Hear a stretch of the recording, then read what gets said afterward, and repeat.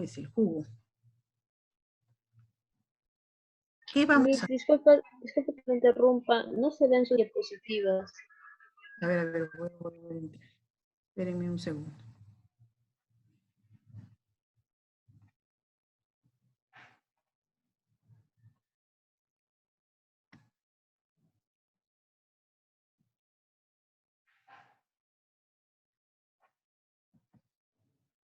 ¿Ahora sí las ven? Sí, ahora sí. ¿Qué vamos a estudiar en la fitoquímica?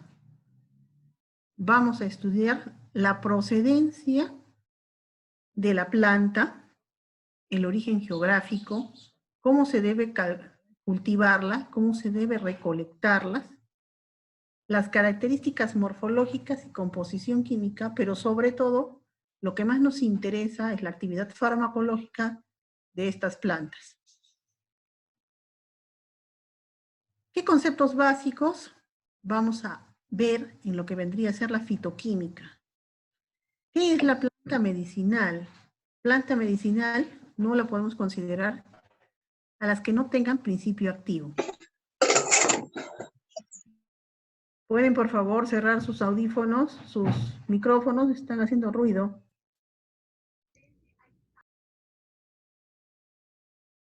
Nos interesan solamente las plantas que contienen alguna actividad farmacológica o farmacoterapéutica. Por ejemplo, ¿nos interesaría estudiar el pasto o nos interesaría estudiar el árbol de la quina?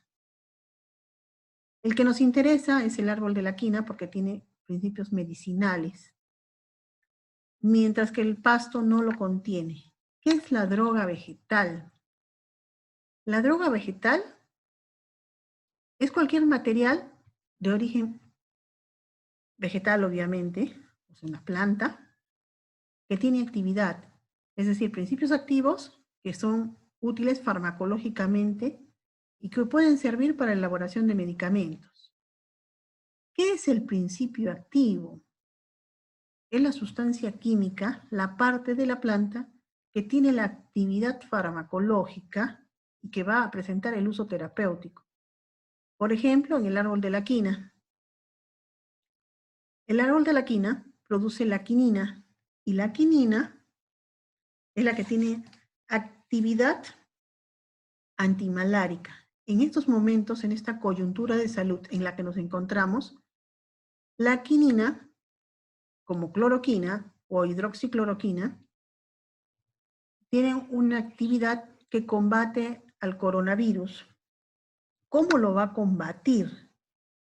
¿Con qué propiedades va a combatir la quina a esta pandemia? Lo va a combatir con su actividad antipirética y su actividad analgésica. ¿Qué es lo importante de la quina? ¿Dónde se encuentra este principio activo? ¿En qué parte de la planta? El principio activo, la quinina, se encuentra básicamente en la corteza. Lo que nos interesa de la quina es la corteza. Ahora, nosotros, como población peruana, tenemos una gran biodiversidad fitoquímica importante. Tenemos alrededor de 25.000 especies en el país, lo que representa un 10% de la flora mundial. Pero de esas 25.000 especies, solamente estamos utilizando farmacoterapéuticamente 3.200 especies, lo que es muy poco. En el caso específico de la quina, nosotros tenemos el monopolio de esta planta medicinal. De 60 especies de quina, el Perú cuenta con 50 de ellas, por lo que es tan importante. De las 24 especies que tenemos, 19 las tiene el Perú, lo que es una gran cantidad, por lo que disponemos del monopolio de esta sustancia. La quina, como árbol, no solamente nos va a brindar lo que vendría a ser la quinina, hidroxicloroquina, sino nos va a brindar además otros derivados secundarios, ¿no? El amargo de angostura y la agua tónica, que se usan a nivel industrial, pero no con principios farmacológicos. De la quina, lo único que nos interesa es la quinina.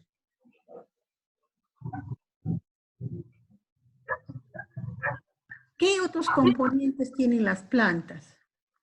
Tienen componentes inorgánicos como el agua. El agua tiene 80% de las plantas de agua. ¿En qué parte está entrada o presente esta agua? En las hojas, en los tallos, en donde más agua se encuentra. Por favor, cierren los micros. Químico, no sé si podría usted cancelar los micros de todos, desactivarlos, porque no se puede escuchar bien. A ver, vamos a ver.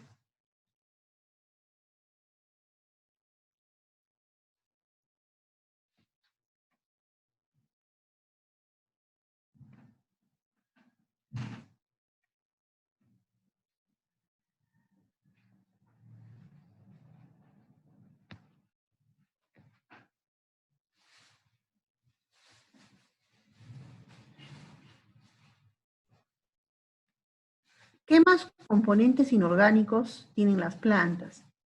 Tenemos minerales en forma de sales solubles y minerales en formas cristalizadas, además de los oligoelementos. ¿Qué es lo que más nos interesa en la planta? Los oligoelementos. ¿Cuáles son los oligoelementos? Son algunos minerales que necesitamos para el organismo, tales como el magnesio, el hierro, el manganeso y el flúor. ¿Qué componentes orgánicos encontramos en las plantas? Tenemos dos tipos de componentes, los metabolitos primarios o los metabolitos secundarios. Los metabolitos primarios son los que necesita la planta para crecer, para reproducirse. Entre ellos tenemos a los glúcidos o hidratos de carbono, a los lípidos, a los aminoácidos, las proteínas, los ácidos nucleicos y las enzimas. En este curso no nos interesan los metabolitos primarios, sino los secundarios. Los metabolitos secundarios se clasifican en dos grandes grupos, básicamente por su estructura química. Los isoprenoides, que contienen a los terpenos, que su actividad es básicamente el aroma de la planta. Los aceites esenciales, que también nos van a brindar lo que es el aroma y algunas propiedades fitoterapéuticas. Las saponinas, que actúan como tensoactivos. ¿Qué es un tensoactivo? Un tensoactivo es la sustancia que puede disolver la grasa, es como un detergente, va a disolverla la grasa. Luego, el otro grande grupo de metabolitos secundarios vendrían a ser los derivados fenólicos. ¿Cuáles tenemos ahí? Los fenoles simples y los ácidos fenólicos. ¿Cómo actúan estos compuestos? Como desinfectantes y antimicóticos. Luego tenemos a los taninos, que vendrían a ser antisépticos y también son colorantes. Las cumarinas, que tienen un efecto anticoagulante. Si recuerdan, cuando hicimos esta clase les estaba explicando que los indios peruanos, cuando llegaron los conquistadores, ¿cómo atacaban? En un extracto cumarínico, remojaban la punta de su flecha y con eso atacaban. ¿Qué hacían? Hacían un efecto anticoagulante en el español. Entonces, cuando ya atacaban directamente y hacían un corte, el español básicamente se desangraba por el efecto anticoagulante de las cumarinas. Luego tenemos a las quinonas, que tienen un efecto antiséptico. Y las antocianinas, que tienen un efecto colorante. Los flavonoides, en la mayor cantidad de flavonoides, lo que vamos a encontrar son los principios activos.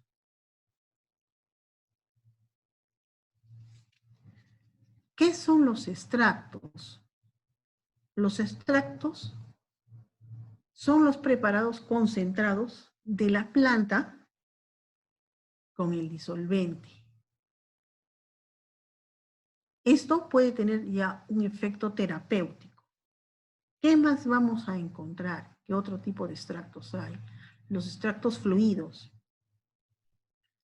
que tienen un 85% de disolvente. Generalmente, el disolvente utilizado para los extractos fluidos, en el 90% de los casos, es etanol.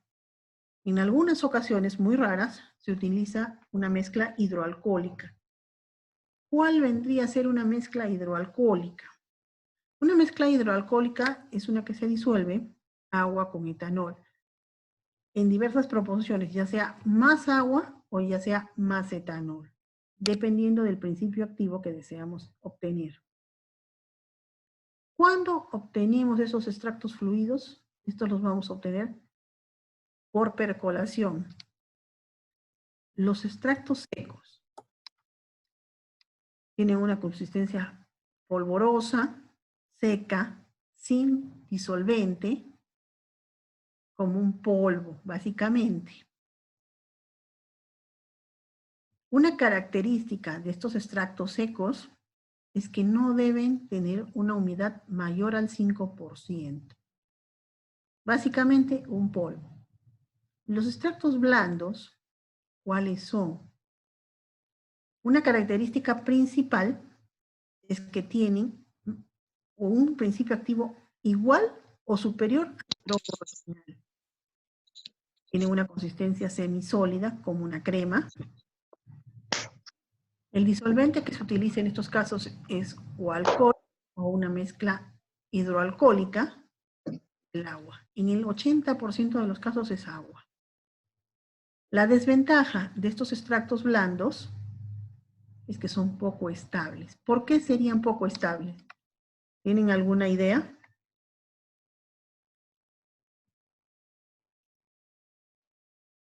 Son poco estables porque estamos utilizando como disolvente el agua. Si yo utilizo agua, en mi extracto le puede crecer un hongo o le puede crecer una bacteria, porque el agua no tiene una característica de preservación del material extraído.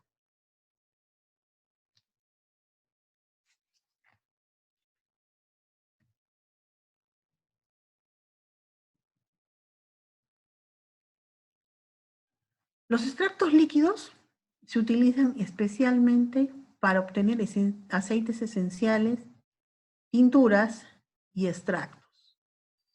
Los extractos fluidos se utilizan para obtener cremas, básicamente, y los extractos secos se utilizan en forma de polvo para fabricar tabletas, comprimidos, cápsulas. ¿Cuáles son los disolventes que se utilizan generalmente para estos extractos? Para los líquidos, agua o alcohol, aceite o mezcla de agua-alcohol, o sea, una mezcla hidroalcohólica. Para los extractos fluidos, agua, alcohol o una mezcla hidroalcohólica. Y para los secos, única y exclusivamente agua. ¿Cómo vamos a identificar a las plantas medicinales? Tenemos que llevar a cabo una clasificación taxonómica. ¿Qué vendría a ser la clasificación taxonómica? Es la diferenciación entre una especie y la otra. Por ejemplo, en nuestro grupo tenemos estudiantes de tercero y de quinto semestre, estudiantes del Pedregal y estudiantes de Camaná. La división vendría a ser alumnos de tercer semestre, alumnos de quinto semestre. La clase vendría a ser alumnos de Camaná y alumnos del Pedregal, del tercero o del quinto semestre en cualquiera de los casos. El orden vendría a ser la siguiente subclasificación. Ya los tengo clasificados por Pedregal, por Camaná, por semestre. Entonces, el orden vendría a ser las características más específicas. En este caso, alumnos hombres y alumnas mujeres. La familia es un género más específico, que sería, por ejemplo, alumnas mujeres de Camaná, que están entre el grupo etario de 20 a 25 años. El género es una característica que la tienen todas las plantas de ese grupo. Por ejemplo, mujeres de Camaná del tercer semestre que tienen el cabello largo. Y la especie vendría a ser el nombre específico de cada uno de ustedes. Por ejemplo, Katy Mesa, por ejemplo. Lo mismo ocurre en las plantas. Así tenemos que, por ejemplo, la sábila pertenecen al reino vegetal. Su división es embriófita, sifonogama, una subdivisión de Angiosperma, una clase de Monocotyledoneae, una orden de Liliaes, una familia Liliacea, una subfamilia Amphidolidae, una tribu Alcinoeae. El género es el aloe y la especie es Vera. Ahora, también tenemos la sábila, que es, porque la aloe vera es la pequeña y gordita, de hojas gorditas, que no alcanzan mucha altura. Pero, y la sábila, más conocida como sábila macho, que sus hojas son delgadas y es más alta, su especie ya varía, ya no sería aloe vera, sino sería aloe bardensis. ¿Se dan cuenta de la diferencia? Hay diferentes principios activos. El aloe vera, por ejemplo, tiene una actividad gastrointestinal, mientras que la aloe verdensis no la tiene. Ambas, tanto el aloe vera como el aloe bardensis, tienen una actividad humectante, sirve para las quemaduras, es refrescante. Las dos poseen esa actividad, mientras que solamente la del género Vera, de la especie Vera, perdón, posee la actividad gastrointestinal. Por eso es importante conocer la clasificación taxonómica de las plantas.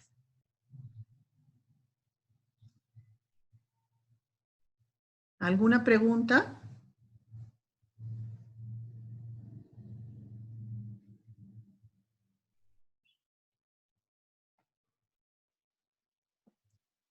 ¿Cómo vamos a recolectar las plantas? Las plantas no se recolectan en todo momento o en todo el tiempo. Hay que tener en cuenta algunos factores. ¿Qué factores vamos a tener en cuenta? Un factor importante es la edad de las especies vegetales.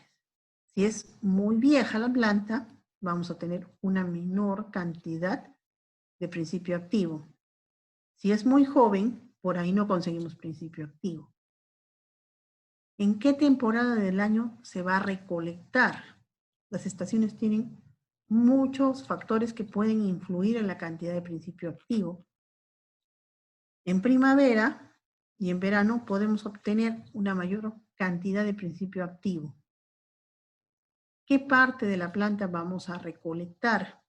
No vamos a recolectar toda, si el principio activo, por ejemplo, está en las hojas o está en la corteza, como en el caso del árbol de la quina. ¿Nos interesan las hojas? No nos interesan. Lo que nos interesa es la corteza, que es donde se encuentra el principio activo.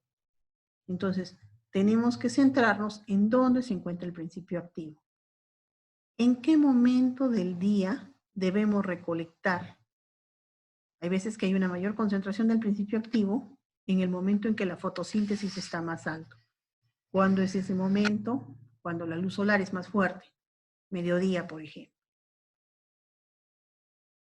¿Cuál es el porcentaje que podemos encontrar en cada parte de la planta del principio activo?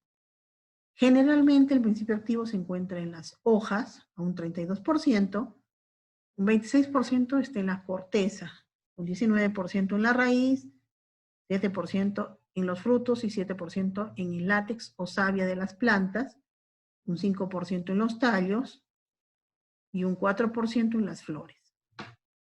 Es importante saber dónde podemos encontrarlo para ver de dónde vamos a extraer, qué parte de la planta vamos a extraer. Luego sabemos cuándo debemos recolectar las hojas, cuando la fotosíntesis esté más activa, porque las hojas están más verdes. ¿Cómo vamos a recolectar las flores? Antes y durante de la polinización. Los capullos, antes de que floren, cuando todavía no se ha abierto la flor. Los frutos se recolectan cuando ya están desarrollados y antes de que esté muy maduro el fruto. Por ejemplo, en el plátano, no cuando está verde, pero no cuando está tampoco café, amarillo café. Cuando está amarillo limón es cuando se debe recolectar. Las semillas se recolectan cuando el fruto ya está maduro, pero antes de que se abra. Por ejemplo, en el caso de la guayaba, cuando la guayaba ya está madura, pero antes de que reviente al caer al suelo. La corteza se recolecta en la primavera y verano. ¿Por qué?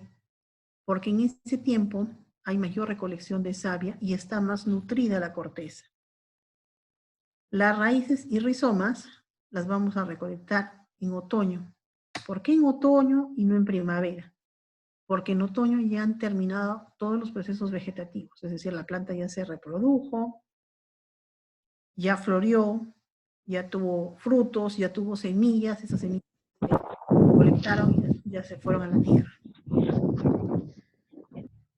¿Alguna duda? Todo claro. Entonces, seguimos. ¿Qué condiciones debo tener en cuenta para recolectar y almacenar la planta? No debemos agarrar plantas muy jóvenes o plantas que estén poco desarrolladas porque el principio activo va a ser muy escaso en estos casos. No debemos sacar la raíz si sabemos que no tiene actividad farmacológica la raíz. ¿Cómo vamos a cortar la planta? Teniendo en cuenta no ramas principales y usando una tijera de podar o un cuchillo afilado para no deteriorar innecesariamente la planta. ¿De dónde debemos recolectar la planta que vamos a obtener principios activos? No de sitios contaminados, no de orillas de caminos, no cerca de industria, no en canales de regadío, no en áreas de cultivo. ¿Por qué? Porque estas áreas están contaminadas. Por ejemplo, ¿cómo bombean el arroz? ¿Qué utilizan? Generalmente órganos fosforados. Estos órganos fosforados van a estar en áreas de cultivo, van a estar cerca del área de cultivo.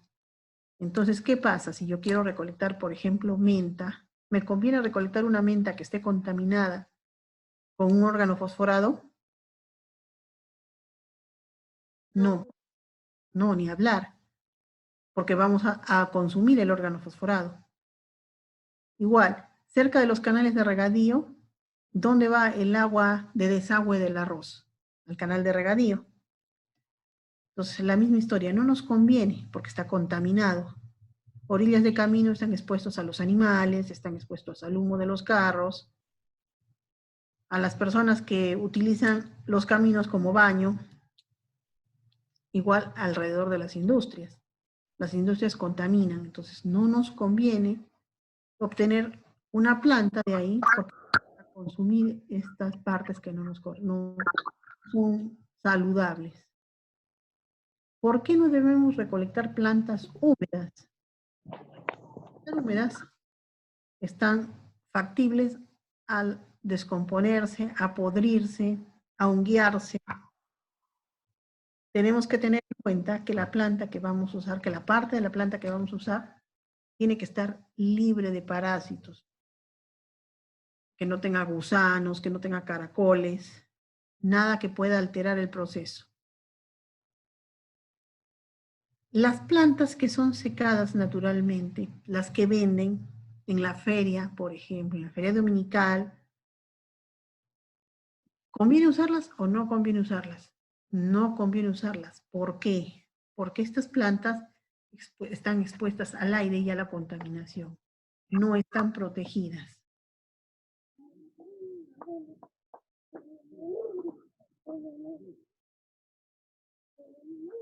Hierbas o los arbustos, no debemos cortar las ramas que están por encima de los 10 centímetros del suelo, solo lo que está abajo.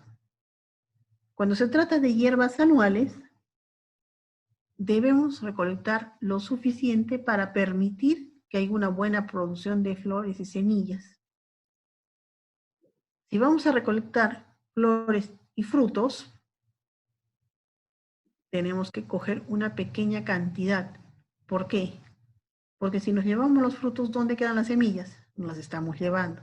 ¿Nos conviene que la planta se quede sin semillas? No, porque con las semillas se reproduce.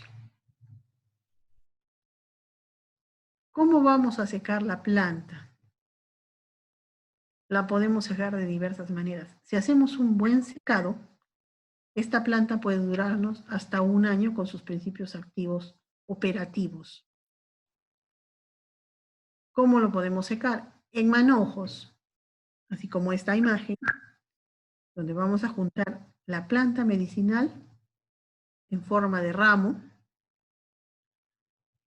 no muy apretados para permitir que el aire circule y pueda secarlo. Obviamente en un ambiente controlado, donde no haya humo, no haya contaminación. ¿Con qué vamos a amarrar estos ramos? Con cualquier material orgánico. En este caso lo están amarrando con una cinta. No debemos apretar demasiado, porque si apretamos demasiado, favorecemos a que la planta se malogre de la zona donde está el listón. Al estar tan apretado puede podrir la planta de ahí. Luego podemos secar la planta en capas. Esto se hace especialmente para flores, para hojas, para pétalos, para partes de la planta en la que no podamos formar ramos. ¿Cómo se hace? La planta la vamos a colocar sobre un papel y vamos a apilar hasta una altura de 5 centímetros con poco espacio para el aire. Pero hay que tener en cuenta que la hierba no se apriete, porque si se aprieta y se compacta, se puede descomponer. La podemos secar en marcos, como la imagen de aquí abajo. En este caso podemos secar grandes cantidades de hierba. Vamos a poner la planta en una malla de plástico y vamos a apilar hasta 20 centímetros de planta. En cada capa, en cada una de estas rejillas, podemos poner 5 centímetros de la planta. Vamos a remover constantemente para acelerar el secado. Esta es una forma de almacenamiento, de secado, más productivo que en ramos y en capas. ¿Por qué? Porque podemos poner una mayor cantidad de planta.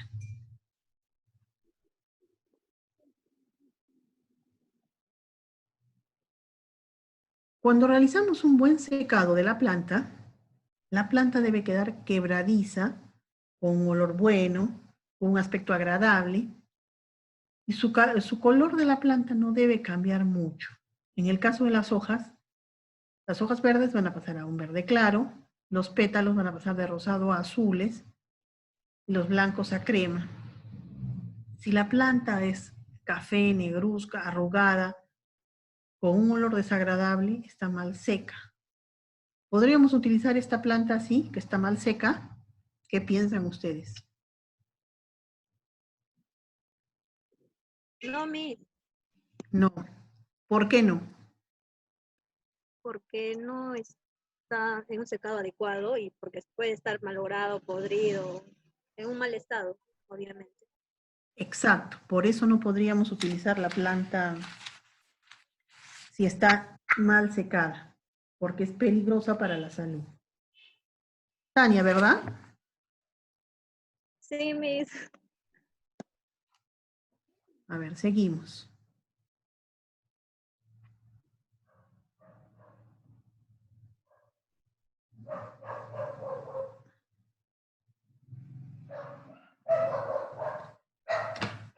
¿Cómo se le va a transportar a la planta?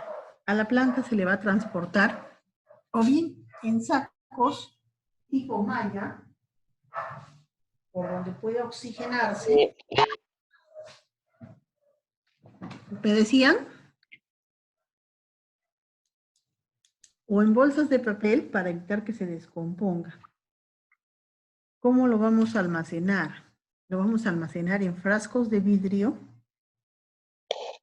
transparente o ámbar, si la planta es fotosensible, en bolsas de papel o en bolsas de celofán, en cualquier material orgánico que no vaya a reaccionar con la planta y que lo proteja del polvo y de la humedad. Una vez que la planta ya está en su recipiente adecuado, tenemos que rotularla. ¿Qué vamos a poner en el rótulo? El nombre común de la planta y el nombre científico de la planta. ¿Por qué ponemos el nombre común y el nombre científico? El nombre común lo ponemos porque es el que más se usa. ¿Y el nombre científico por qué? El nombre científico porque no en todos sitios se conoce a la planta con el mismo nombre. Por ejemplo, la palta, nosotros la conocemos como palta, pero en México la conocen como aguacate. Entonces, para evitar ese problema de que use un nombre u otro, se pone el nombre científico. El nombre científico, sea acá o en la China, va a ser el mismo. Debemos poner la fecha de recolección, cuando recolectamos la planta y cuando lo envasamos. ¿Por qué? Si yo lo recolecto hoy día, ¿lo podría envasar hoy día? ¿Qué piensa?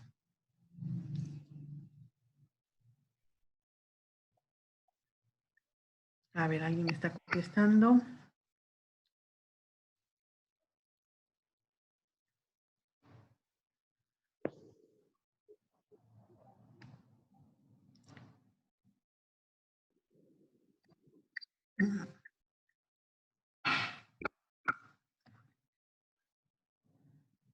No se puede guardar en el mismo momento de la recolección porque la planta está fresca. De todas maneras, tiene una porción líquida, que esa porción líquida puede hacer que la planta se descomponga. Entonces, no nos conviene envasarla en el mismo momento en que se recolecta. Vamos a almacenar esta planta que ya está guardada en su recipiente, obviamente en un lugar seco, porque no queremos que absorba humedad, en un lugar oscuro, si la planta es fotosensible, y debemos ver cada cierto tiempo para garantizar que la planta esté bien, que no se haya malogrado, que conserve su integridad. ¿Sí me hablaban?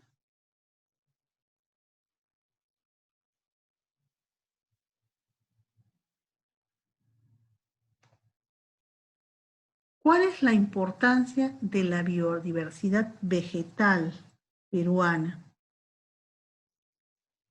La importancia es que estas plantas medicinales, a partir de ellas, podemos obtener medicamentos. Como en el caso que les estaba diciendo de la quina, del árbol de la quina, que se extrae naturalmente la quinina y la cloroquina. Pero la hidroxicloroquina ya es un producto químico, es un derivado. Entonces, a partir del principio activo vegetal, podemos obtener medicamentos. ¿Cuál es una característica importante del Perú por la que somos tan ricos en biodiversidad? Nuestra geografía. Tenemos diferentes zonas geográficas, costa, sierra y selva, que van a tener una diversa estepa climatológica. Por ejemplo, aquí en la costa, nuestra temperatura regular no baja de los 10, 8 grados, pero en la sierra pueden llegar a -2, -3. Entonces, las plantas que tenemos en la costa, por ahí no las tienen en la sierra. Igual, lo de la selva no es igual a nosotros, es un clima más tropical que favorece al desarrollo de otro tipo de plantas. Nuestra geografía y nuestras estepas climatológicas favorecen a que tengamos el 25.000 tipos de especies vegetales, o sea, el 10% de la flora mundial. Nosotros no somos un país tan grande, pero tenemos una gran cantidad de especie vegetal, por lo que podríamos aprovecharlo. Estas plantas que estamos viendo en este momento en la diapositiva son plantas típicas del Perú. ¿Qué podemos decir de ellas? Por ejemplo, el llantén. ¿Para qué lo podemos utilizar el llantén? El llantén se utiliza en gastritis, en problemas gástricos, en afecciones hepáticas, como antiinflamatorio, como cicatrizante. La sangre de grado, muy utilizada para lo que son úlceras gastrointestinales, para cerrar heridas, para procesos inflamatorios de la mucosa oral, cuando hay las aftas, cuando hay pequeñas heridas en la boca, nos sirve, nos ayuda a la cicatrización.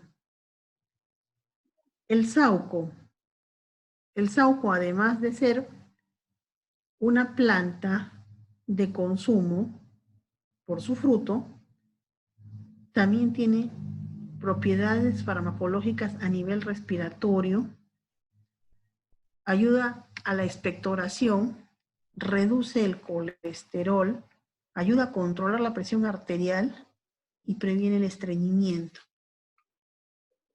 Otra de las plantas que tenemos en nuestro país es la pasochaca, que tiene una propiedad antidiarreica, hipoglicemiante y antidiabética. El ercapuri, que básicamente se utiliza como hipocolesterolémico para bajar el colesterol, como un diurético, como un fungicida y microbicida. La muña, especialmente para lo que son afecciones estomacales, gases, digestión. También se utiliza como antiparasitario y antiespasmódico. Chancapiedra es un antihipertensivo, pero su uso principal es para los cálculos renales, los destruye y los hace eliminar. La tara se utiliza para lo que es problemas respiratorios, básicamente amigdalitis. Funciona también como un antiinflamatorio y un antipirético. ¿Qué es un antipirético? Para la fiebre. La cola de caballo, utilizado en el emoliente. ¿Para qué? Para las vías urinarias. También funciona como un diurético, como un antiinflamatorio, como un hipolipemiante que baja el colesterol, como el ercampuri. El matico se utiliza en las úlceras gástricas como digestivo, como antiespasmódico. Con eso terminamos el primer tema. ¿Alguna pregunta, consulta, duda?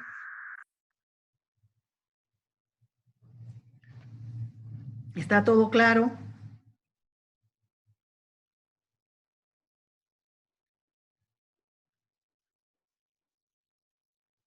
No hay ninguna duda. Me cambio al otro tema. Una consulta, Miss. A ver.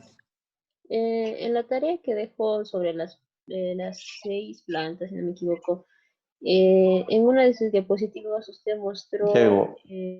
la clasificación taxonómica son 7 partes: división, familia, clase, orden. Cuando yo busqué las plantas que nos dejó de su clasificación taxonómica, algunos tenían 9, otros tenían 7. Entonces, no sé si de todas estas plantas que nos dejó, tenían que ir todo, su reino, división, subdivisión, clase, orden, familia, porque algunas no tenían. Era todo lo que pudiesen encontrar de la planta.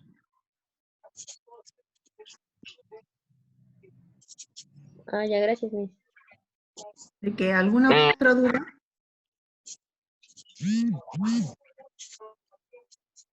¿Todo claro?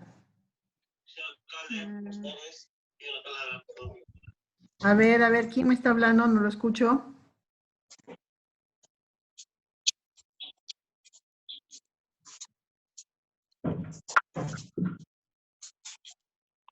Julber, un paciente puede utilizar para su respectiva enfermedad hierba medicinal como fármaco a la vez. En realidad, un fármaco y una planta no tienen la misma concentración. El fármaco puede decirse que es más efectivo que la hierba, pero como el fármaco tiene su lado bueno, que es más efectivo, tiene su lado malo, que son los efectos colaterales. La hierba medicinal, si bien es cierto, también tiene efectos colaterales en algunos casos, sus efectos son más benignos, por decirlo de alguna manera, que el fármaco. Por ejemplo, ¿qué preferían utilizar? ¿Manzanilla o un ansiolítico tipo alprazolam? Todas las benzodiazepinas pueden generar dependencia. El alprazolam es una benzodiazepina. Pueden generar dependencia, generan efectos colaterales porque trabajan a nivel sistema nervioso central. Uno de sus efectos más graves de las benzodiazepinas, ojo, no estoy diciendo del alprazolam, sino en general de las benzodiazepinas, es que pueden generar un paro respiratorio. Conociendo esto, ¿qué preferirían utilizar? El efecto del alprazolam, digamos que llega a un 8, mientras que el efecto de la manzanilla puede llegar a un 4. Sabiendo esto, que en lo más grave de la alprazolam podría ser un paro respiratorio, ¿qué es preferible? La manzanilla, ¿sí? Porque no tiene los efectos colaterales que presentan los otros. ¿Alguna otra duda? Miss, Dime. disculpe. Si usted dice que hay medicamentos elaborados con plantas, ¿hay medicamentos elaborados con pura químicos? ¿Y cuáles son estos, si es que lo hay? ¿Y para qué enfermedades se utiliza? ¿Los de pura planta o los No, no, químicos? los que tienen pura químicos, los que no tienen nada de planta. ¿Para qué se utilizarían estos medicamentos? Los químicos, si bien es cierto, tienen un efecto farmacológico más potente, se utilizan para enfermedades más graves. Por ejemplo, en un dolor de estómago, podrías usar una planta para controlar el dolor, un analgésico. Pero también podrías usar un fármaco. ¿Cuál es preferible en ese caso? A mi criterio, dependiendo del dolor, se puede usar la planta. Pero, por ejemplo, en un caso más grave, estamos con insuficiencia respiratoria porque tenemos COVID. ¿Podríamos usar una planta en ese caso? No, porque la planta no va a brindarnos la necesidad de oxígeno que necesitamos. Entonces, hay casos en que necesitamos definitivamente el químico. Por ejemplo, en pacientes crónicos, en pacientes con enfermedades terminales, un paciente con hipertensión, porque la planta no va a controlar a la cantidad necesaria la hipertensión. ¿Aclaré el punto o quedó un poco enredado?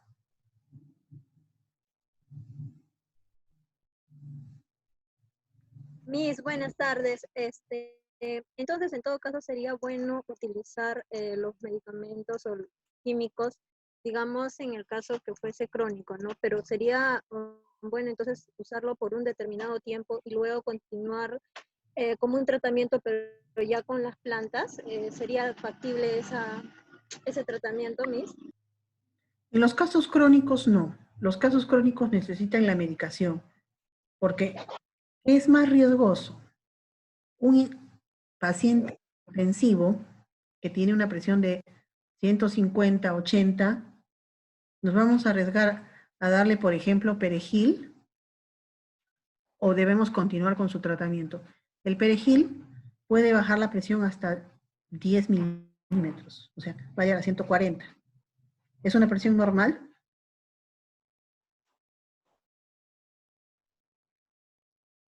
¿Qué piensan? No, mi. No, está demasiado alto. ¿Es peligrosa para el paciente? Sí, es peligrosa para el paciente. No es conveniente tenerla tan alta. Entonces, por eso hay que ver riesgo-beneficio en cada tipo de patología que podríamos utilizar la planta. Ahora me está poniendo Catherine Zavala. Habló acerca de la hidroxicloroquina. ¿Cómo se obtiene? Mencionó con una sustancia química. Es un derivado de una planta. Se tiene a partir del árbol de la quina, perdón.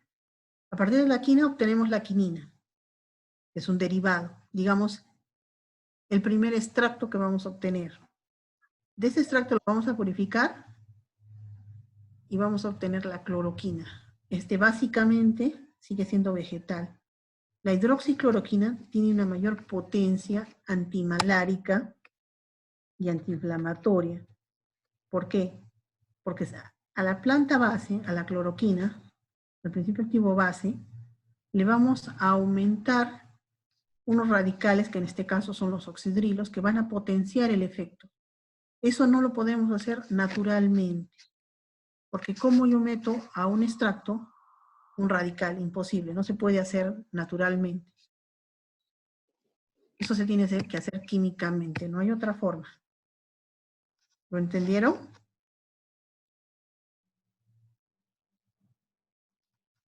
Julber me está poniendo, ¿cuánto tiempo tarda en hacer efecto una hierba medicinal? Ejemplo, un analgésico antiinflamatorio. Una hierba medicinal, dependiendo de su biodisponibilidad, puede actuar en 15 minutos, media hora, una hora, dependiéndose de la planta, la concentración del principio activo y la concentración que obtengamos de la extracción del principio activo. ¿Alguien me levantó la mano?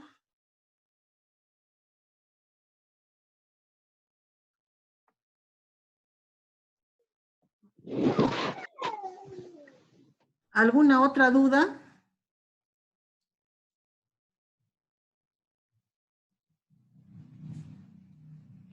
¿Todo claro? Me cambio de tema. Pregunta, por ejemplo, en mi caso, ya te lo digo, por ejemplo, la manzanilla es como un sedante, un tranquilizante, ¿no? En mí causa un efecto adverso, o sea, como le digo, en vez de que me dé sueño o algo, es como que me activa.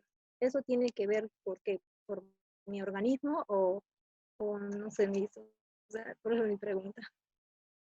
Puede ser que en este caso estés haciendo un efecto rebote. Es raro, pero hay algunas veces que sucede no solamente con las plantas, sino también con los medicamentos químicos. Es muy raro lo que me estás narrando, pero sí puede ocurrir. Mis buenas tardes, pero por ejemplo el café, la cafeína también, pues muchos toman para también, ¿no? Para mantenerse activos, pero en caso hay personas también que hay un efecto, o sea, les produce más sueño. Sí, Y bueno, compartiendo con lo que dijo mi compañera en el caso de la manzanilla, bueno, lo que yo he visto, bueno, lo poco que he podido averiguar, se debe a que en el caso del café, por ejemplo, ¿no? Yo quiero mantenerme despierta, lo tomo, pero me da sueño. Eso depende mucho del organismo, bueno, según lo que he leído, a la actividad que uno está realizando, ¿no? Si somos personas muy activas y tomamos café, entonces nos puede producir ese efecto contrario a lo que estamos nosotros buscando, lo que yo he leído. ya. En realidad no es como lo estás explicando. ¿Cómo funciona lo del café? ¿Cuál es la fuente energética de nuestras células? ¿El ATP, sí o no? Para producir energía tenemos que quemar ATP, adenosín trifosfato. Para quemarlo tenemos unos receptores específicos. ¿Cómo funciona el café? El café va a utilizar el receptor del adenosín trifosfato y entonces vamos a tener mayor ATP libre en el organismo. ¿Qué pasa? ¿Por qué se da eso que no produce el efecto? En algunos casos se debe a que la persona ha consumido demasiada cafeína, que es el principio activo del café. Entonces, o requiere una dosis mayor, ya una taza no le va a hacer el efecto necesario o deseado, o simple y llanamente no funcionan sus receptores a ese nivel y por eso es que no está trabajando el café. ¿Sí? ¿Alguna otra duda? Cambio el curso, cambio el tema. ¿Sí? ¿Todos de acuerdo? ¿O alguna otra duda?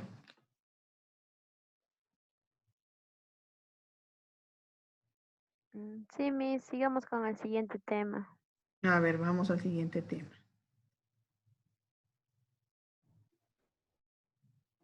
El siguiente tema es métodos de extracción. ¿Cómo vamos a extraer el principio activo de la planta medicinal? La extracción básicamente es la separación de la sustancia que nos interesa por disolución de los componentes y la purificación del componente que nos interesa. ¿Cómo vamos a disolver esto? Con una sustancia que es el disolvente. Una vez que ha disuelto, tenemos dos partes. La solución extraída en su disolvente, también conocida como extracto, y el residuo o bagajo, que es lo que no nos interesa de la planta.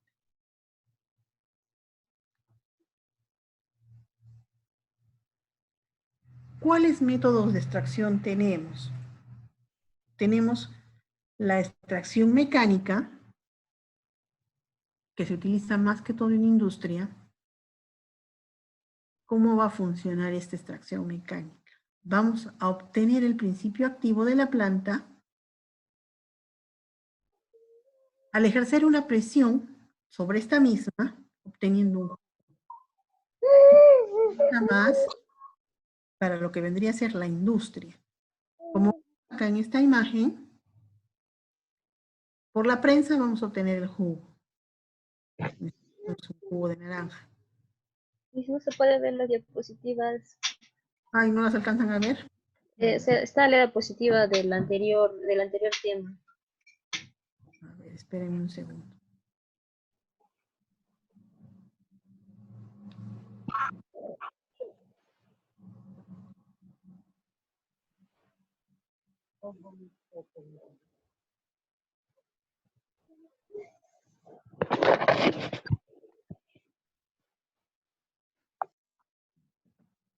¿Ahora sí la alcanzan a ver? Sí. Ya. Por expresión, en la extracción mecánica obtenemos el jugo al ejercer una gran presión sobre la planta. Esto se utiliza para obtener zumos y aceites. Por ejemplo, la naranja que venden, el jugo es metido en una prensa donde se obtiene. Y si no, los jugos por extractor doméstico, que vendría a ser este de acá, metemos la fruta aquí, lo encendemos, lo va a prensar y vamos a obtener el jugo. Esto se utiliza más que todo a nivel industrial, a nivel de producción, para hacer los zumos que se venden. Para eso básicamente es cuando se utiliza este método de extracción. Luego tenemos un método de extracción por incisión. ¿Qué quiere decir esto? Vamos a hacer un corte o una punción en la planta para obtener ya sean gomas, resinas o miel. Por ejemplo, en esta imagen de aquí, este es el arce rojo, el árbol típico de Canadá. De este árbol se obtiene la miel de maple, que es un producto bandera para ellos, que en algunos casos se utiliza para lo que es vías respiratorias. Vemos que acá le han puesto una cañería con un piloncito para que gotee por ahí la miel de maple. Luego tenemos esta imagen de un árbol que produce una goma. Podría ser un caucho. Y vamos a obtener un principio activo que es la goma. Otra forma de extracción vendría a ser la destilación. Este proceso se utiliza principalmente en drogas frescas, generalmente para obtener aceites esenciales o aceites aromáticos. ¿Cómo funciona este proceso? Hay tres variedades de tipos de destilación. Pero básicamente vamos a poner la que nos interesa extraer en un balón y vamos a hacer que entre agua caliente para arrastrar las esencias y el principio activo. ¿Cómo funciona esto? En el caso de la hidrodestilación, que se utiliza básicamente para materiales vegetales que tienden a apelmazarse, se va a hacer, por ejemplo, con flores, ejemplo, la manzanilla. ¿Cómo va a ser? Vamos a agarrar las flores de manzanilla y las vamos a meter en un balón con agua caliente que va a hervir. Al hervir, va a extraer el principio activo y van a salir en forma de vapor. Este vapor se va a condensar en un refrigerador y ahí vamos a obtener el principio activo que lo podemos separar por diferencia de densidad. En esta imagen podemos ver en el balón donde está mi cursor en este momento, han colocado clavo de olor con agua. Al calentar ebullición, los vapores van a subir por acá, van a entrar en la cámara refrigerante y van a llegar al Erlenmeyer, donde después podemos separarlo por diferencia de densidad. ¿A qué me refiero esto? Si estamos extrayendo con agua, vamos a obtener agua en este nivel. Pero lo que nos interesa no es el agua. Lo que nos interesa a nosotros es el aceite esencial. El aceite y el agua no tienen la misma densidad, por lo tanto no se mezclan, no son miscibles. Van a quedar separados en dos capas. La capa es la capa de aceite, que es donde está el principio activo en el caso de los clavos de olor.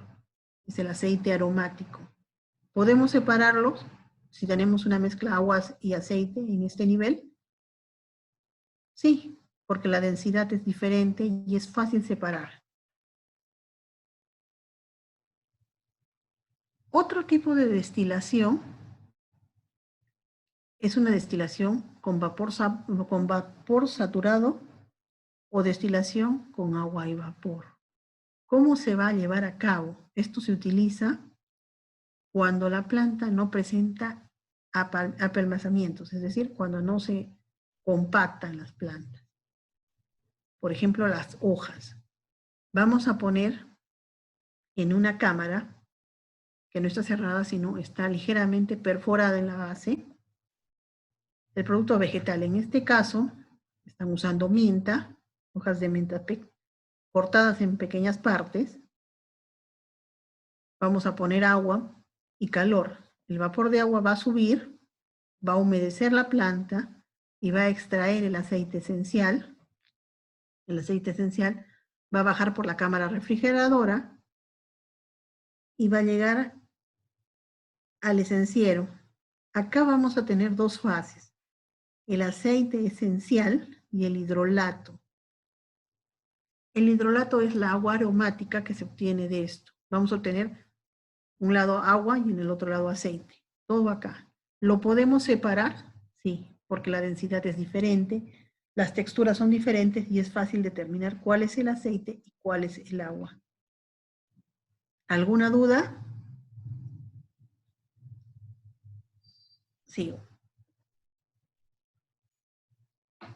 Luego tenemos la destilación con vapor seco o sobrecalentado.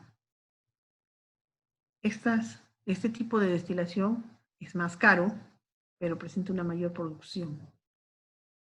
Se utiliza cuando la materia prima que vamos a utilizar es dura y puede aguantar. ¿Cómo se va a realizar? Vamos a colocar la materia vegetal en columnas y lo que va a subir es un vapor sin agua, un vapor totalmente seco. O sea, por ejemplo, ponemos en una olla sobre el fuego, prendemos el fuego, no lo vamos a poner a fuego fuerte porque no queremos que la olla se queme, solo que caliente. Ponemos una rejilla y encima vamos a colocar la planta la vamos a tapar con un pequeño escape para que salga el aceite esencial. Lo que va a subir, no hay agua en esa olla, es solamente calor. El calor va a subir en forma de vapor y va a arrastrar el principio activo a través de esta materia. No es un método de extracción tan fácil ni tan común por lo costoso. Tenemos que llegar a 200, 300 grados para obtener el vapor seco que necesitamos para esta extracción. Hay la extracción con disolventes. Hasta ahora hemos estado usando solo agua para obtener el principio activo, pero ahora vamos a usar disolventes que tienen que ser capaces de disolver el principio activo, de solubilizar el principio activo para que la droga salga y se mezcle con el disolvente. Y obtengamos un extracto líquido donde están ya los principios activos disueltos y lo que no nos importa, o material vegetal sobrante, que es el bagazo. ¿Qué tipos de disolventes tenemos? Tenemos agua, tenemos las mezclas hidroalcohólicas, en diferentes proporciones de alcohol y agua, tenemos el alcohol, el propilenglicol, que es un tipo de aceite, y los disolventes orgánicos, que no son aptos para el consumo. ¿Qué factores afectan a esta extracción? La temperatura es un factor importante, porque si bien es cierto, acelera el proceso de extracción, si subimos demasiado la temperatura, podemos quemarla a la planta o podemos destruir el principio activo que nos interesa obtener. El tiempo de extracción es otro factor importante. Entre más tiempo lo tengamos al principio activo en extracción, lo podemos desnaturalizar o hidrolizar. Si se hidroliza un principio activo, nos deja de servir. Si se desnaturaliza, pierde su actividad farmacológica. Entonces hay que ser muy precautos con lo que es el tiempo, porque podemos destruir el principio activo. ¿Qué tipos de extracción con disolventes tenemos? Por una extracción discontinua, tenemos la maceración. La maceración se utiliza generalmente en tallos, flores y raíces. Vamos a utilizar principalmente el etanol. Se utiliza para obtener tinturas. ¿Por qué vamos a utilizar el etanol y no el agua, por ejemplo? Porque el etanol va a preservar. Si yo pongo en un frasco, como en este de aquí, romero, que es la situación de esta maceración, y le pongo agua, cierro mi frasco y lo dejo unos 4 días. ¿Qué creen que pueda pasar? ¿Alguna idea?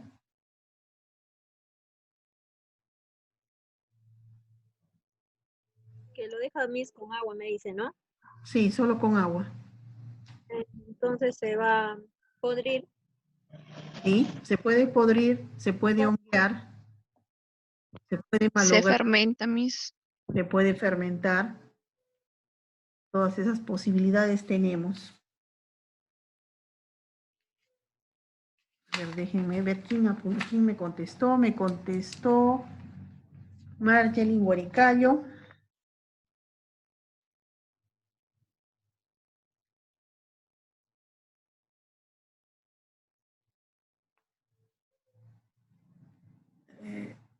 Geraldine Ticona también, ¿verdad?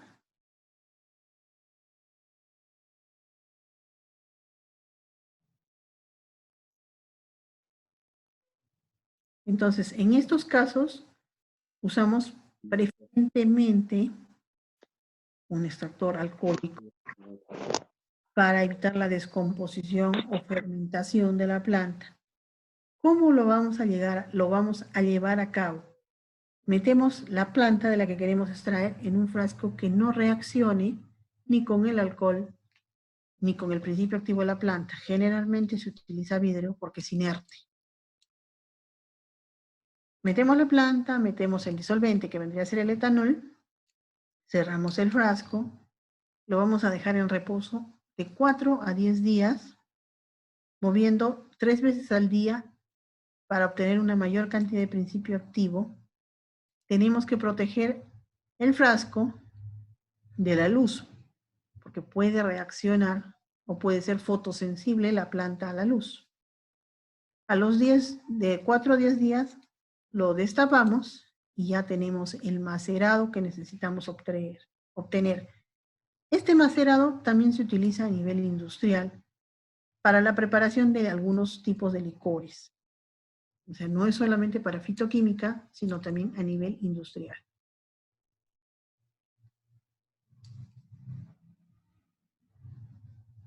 Por ejemplo, en el caso de esta planta, que es el Wingo, lo que vamos a utilizar es la cáscara. Lo vamos a triturar la cáscara, la vamos a poner en contacto con el etanol por 4 días y vamos a empezar la filtración y vamos a obtener el principio activo. Este Wingo se utiliza para que es vías respiratorias como un expectorante. Otro tipo de extracción discontinua es la digestión. Esta se utiliza a una temperatura suave, menor a los 100 grados, generalmente hasta 60 grados, para obtener el principio activo.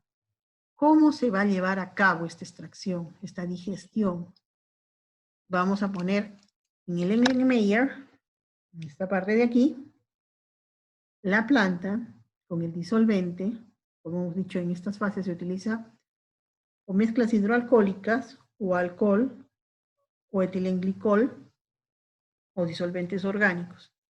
Lo vamos a calentar de 40 a 60 grados con un refrigerante, porque si no usamos el refrigerante, el extracto o el principio activo se va a ir volando. Entonces, al utilizar el refrigerante,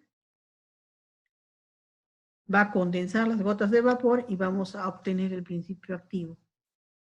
No podemos subir de 60 grados porque podemos evaporar totalmente el disolvente o podemos quemar el principio activo. Lo mismo con el tiempo, no puede pasar de 30 minutos porque desnaturalizamos al principio activo. Si desnaturalizamos al principio activo, ¿nos sirve o ya no nos sirve? ¿Qué creen? No, no nos sirve, Miss. No nos sirve, exacto. ¿Quién me contestó? Tania Guamaní. Tania Guamaní.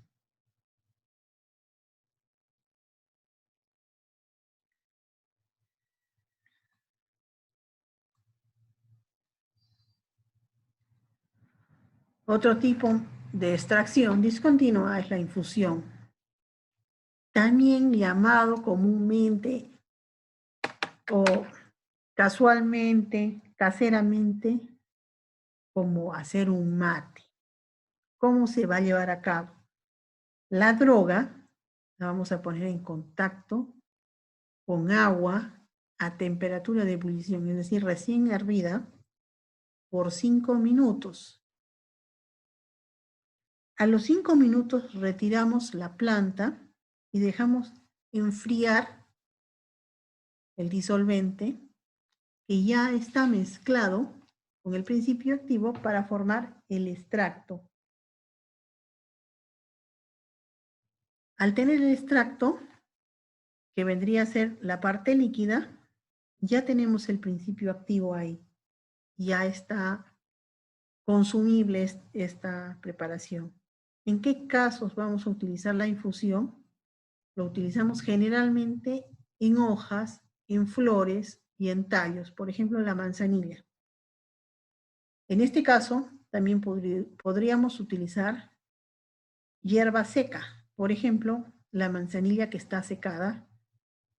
Hasta 1 año podríamos utilizar la manzanilla si está bien preservada, bien seca, nos funciona todavía. Y va a ser la misma cantidad de principio activo que si lo utilizásemos fresca.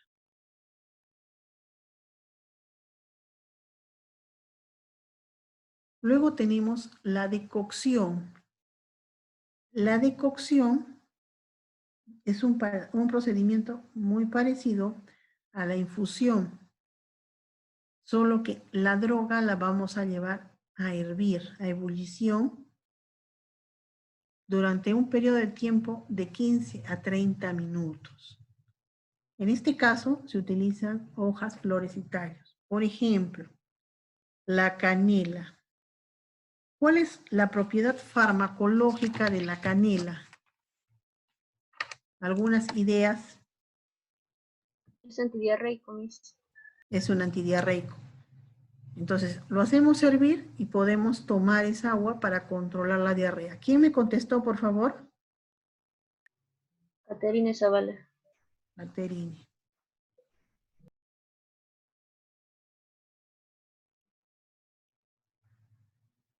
Seguimos.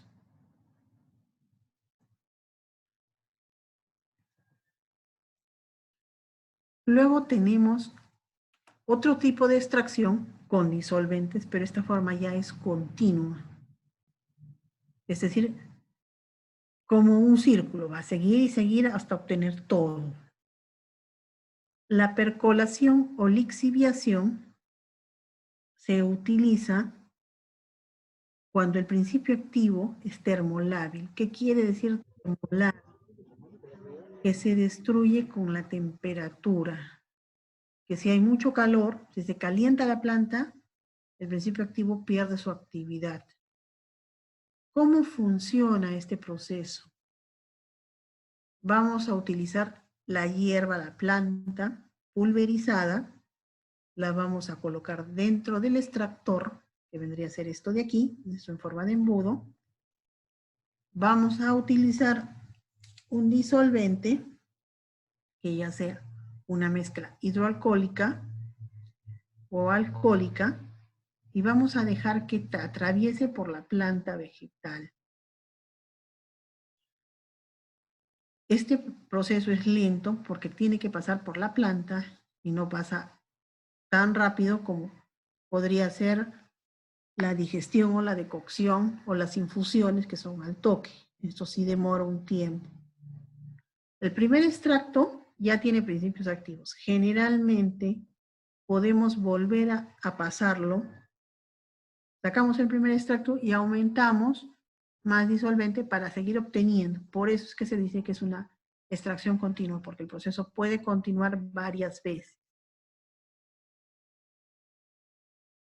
Luego, otro método que tenemos es la extracción continua con un sofflet. El sofflet es un instrumento de vidrio, porque obviamente tiene que ser inerte. En este caso, lo que vamos a utilizar es un solvente puro. ¿Y cómo vamos a utilizarlo? Lo vamos a poner el principio activo en un dedal de papel filtro y lo colocamos en la cámara extractora. En la parte baja o el balón, en esto de aquí, vamos a colocar el disolvente, generalmente alcohol, etanol. Vamos a calentar. Al calentar va a subir los vapores. A esta parte de acá va a humedecer tanto el papel como la planta. Entre más vapor absorba, más cantidad de líquido se va a formar. Va a seguir calentando. Ya el extracto, el primer extracto, va a llenar la cámara y va a descender de nuevo al balón para volver a seguir con la extracción. O sea, es una extracción en forma de circuito. Sube, vuelve a bajar, vuelve a subir, vuelve a extraer más y vuelve a bajar. Generalmente este proceso lo podemos hacer por 3 veces de subida y bajada. Entonces lo que se va a quedar al final en el balón y es un extracto más puro y más concentrado. El problema es que se utilizan solventes puros, por ejemplo, solo etanol o solo hexano, solo una cosa. Si fuese etanol, se podría consumir este extracto, pero si fuese el hexano, que es un disolvente orgánico, no se puede consumir. Entonces se tendría que usar como tintura. Por ejemplo, la tintura de árnica, que es solo para uso externo. El árnica controla mucho lo que es el dolor.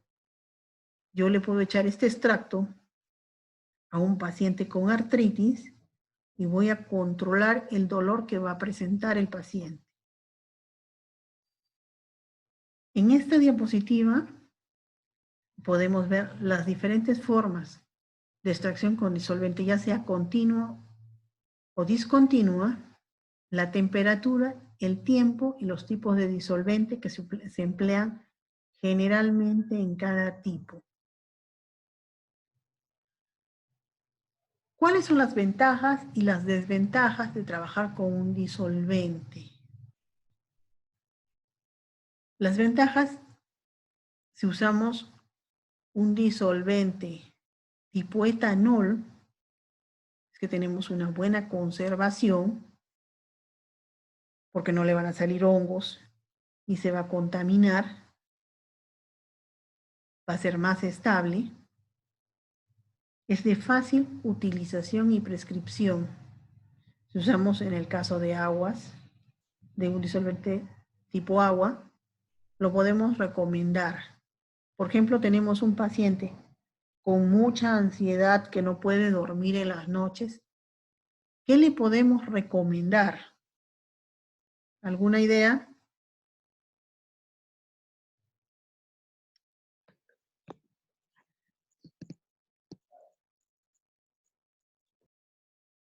Nadie. Y si yo le doy una infusión de manzanilla, ¿lo tranquilizaría a mi paciente o no lo tranquilizaría? Sí. Sí, sí lo tranquilizaríamos. ¿Funcionaría? ¿Es fácil prescribirlo? ¿Es fácil utilizarlo? Sí, Miss. Es una planta y no requiere de una receta. No requiere de... Lo podemos recomendar en el trabajo, en la farmacia. Sí, como un coadyuvante lo podemos de repente mencionar. Miss, ¿y de valeriana? También puede funcionar. ¿Quién me contestó? ¿Quiénes me contestaron? Escuché a Katy Mesa, Yo creo que Daniela como Chara. remedio, Daniela Chara. ¿Quién más me contestó? Porque fue la otra Katy. Gutiérrez. Fraida Fernández. Vanilis Gutiérrez. Perdón, no la escuché. Fraida Vanilis Fernández. Gutiérrez.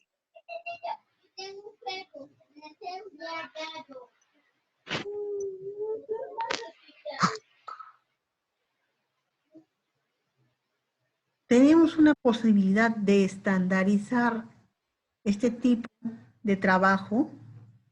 ¿Lo podemos repetir? Sí, lo podemos repetir. La estandarización se refiere a si podemos repetir el proceso. Si sabemos que la manzanilla, digamos, una cucharada de hoja de flores de manzanilla en una taza de agua va a funcionar para tranquilizar a mi paciente, ¿lo puedo volver a repetir el proceso? Sí, lo puedo repetir el proceso. Eso se llama estandarizar. Lo podemos estandarizar.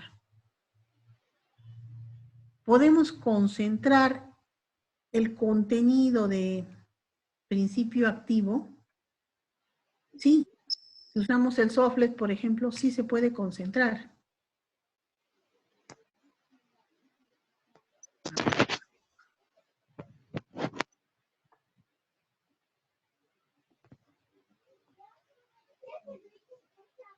El principio activo va a variar del contexto natural, es decir, de la planta, a una infusión. ¿Qué piensan?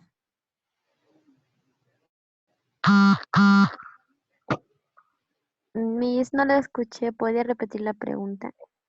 El principio activo va a variar en concentración de la planta original al extracto que vamos a obtener. A ver, voy a aclarar un poco más, ¿ya? Vamos a tener la misma concentración de manzanilla, del principio activo de la manzanilla o el principio activo de la valeriana en la planta y el mismo principio activo en la taza, si hacemos una infusión. No, yo no creo, Miss. No. Exacto. Quizás parte del principio activo, pero no creo todo. Al menos que fuera un extracto, bueno, ahí sí, ¿no? Porque se está extrayendo prácticamente gran parte de ese principio activo y es más puro, por así decirlo. Claro, si usamos un softlet vamos a obtener mayor cantidad. Pero como estamos usando una infusión, la cantidad es diferente. ¿Quién me contestó, por favor? Daniela Chara. Daniela Chara.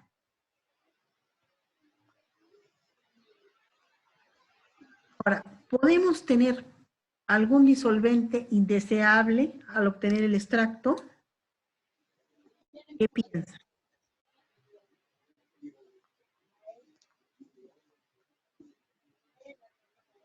Sí podríamos tener un disolvente indeseable. Por ejemplo, en el método Soplet, que usábamos solventes puros, hay veces que se utilizan soluciones de origen orgánico. Por ejemplo, el hexano. El hexano es un líquido muy inflamable, muy parecido al que se utiliza en los encendedores. ¿Podríamos consumir eso? No, Miss, ya No. que nos puede causar intoxicación. Exacto, no podemos consumir eso. Esa es una de las desventajas del trabajar con disolventes, que pueden ser que no los podamos consumir el principio activo y que lo que tengamos que usar de manera porque es tóxico. es tóxico, exactamente. No es conveniente. ¿Quién me contestó? Vanilis Gutiérrez.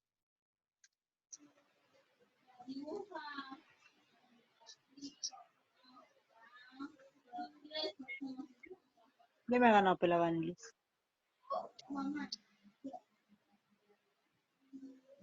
Pero, ¿cómo extraemos los principios activos con disolventes? Generalmente trabajamos con plantas secas. Utilizamos alcohólicos. Micrófonos, chicos, por favor. Sí, está claro, el micrófono. Utilizamos mezclas hidroalcohólicas porque el agua no nos da estabilidad. Una extracción que la tenemos con agua, ¿la podremos guardar? No la podremos guardar por un periodo largo. ¿Qué piensan? No se puede guardar porque el agua no preserva. Si yo guardo un extracto que obtuve con agua, por ejemplo, una infusión de manzanilla, ¿la puedo dejar 2 días o 3 días? No, porque empieza a crear hongos. Por eso es que el Exacto. agua, Se puede como el agua es un fermentar también. componente natural, entonces altera ya la composición. Se fermenta, Miss. Se puede fermentar, se puede honguear, se puede desestabilizar. Putrefacteado. Entonces, no es conveniente usar agua pura. En todo caso, una mezcla hidroalcohólica. La temperatura ideal para la extracción no debe pasar de los 50 grados. ¿Por qué? Porque hay principios activos que son muy sensibles al calor y se pueden hidrolizar. Si están hidrolizados, no los podemos utilizar porque ya no tienen actividad farmacológica. Entonces, para hacer una extracción, siempre debemos revisar cuánto tiempo podemos exponer a la planta a la temperatura. ¿Sí? ¿Alguna duda? ¿O todo ha quedado claro?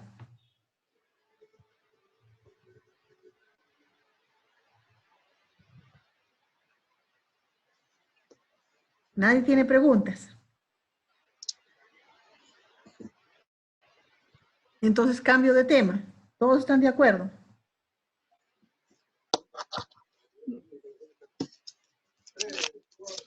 Sí, cambio de tema, ¿no? Ya. No hemos hablado. Por favor, los micros, jóvenes.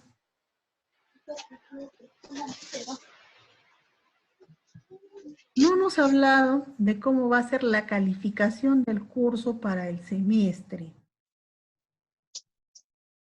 ¿Cómo los voy a evaluar? Todo como se desaprobaron.